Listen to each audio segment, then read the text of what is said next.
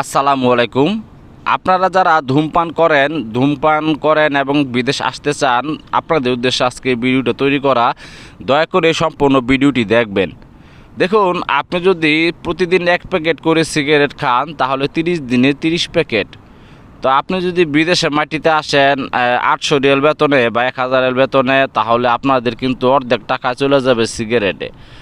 প্রতিদিন আপনি যদি 1 প্যাকেট করে খান তাহলে আপনার মাসে কত আসে একবার হিসেব করে দেখেন। তো এই সৌদি আরব আপনার 1 প্যাকেট সিগারেটের দাম বর্তমানে হলো 15 রিয়াল। নিম্নমানের যে সিগারেট ওইটি হলো 15 রিয়াল।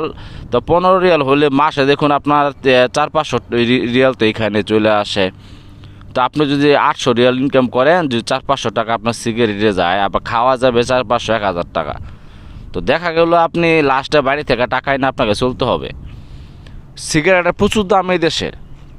আপনি যদি 1 প্যাকেট করে ডেইলি সিগারেট খান তাহলে আপনি মাস শেষে দেখা গেলো আপনার বাংলাদেশে 15-20 হাজার টাকা আপনার এখানে সিগারেটে চলে যেতেছে।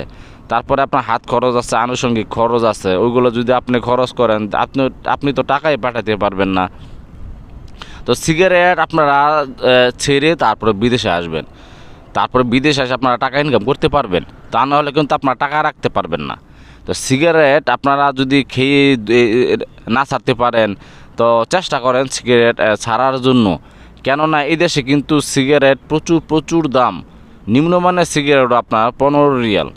তো আপনি যদি দেখা গেল মাসে যদি 500 রিয়াল সিগারেটের পিছে ঢেলে দেন তাহলে আপনার হিসাব করে দেখেন বছরে কত রিয়াল আসে।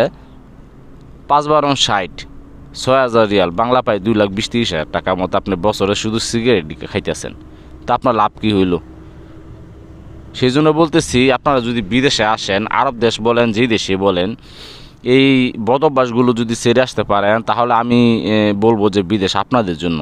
আর যদি সিগারেট খাওয়া না ছেড়ে আসতে পারেন তাহলে কিন্তু আপনারা কখনোই বিদেশে এসে টাকা ইনকাম করতে পারবেন কিন্তু পাঠাতে পারবেন না। তো আপনাদের যদি কোনো বিষয়ে জানার ইচ্ছা থাকে আপনারা কমেন্ট করবেন। আমি সৌদি আরব আছি এবং দুবাই কাতারেও ছিলাম, আমি আপনাদেরকে সঠিক তথ্যটা দিতে পারবো। ধন্যবাদ।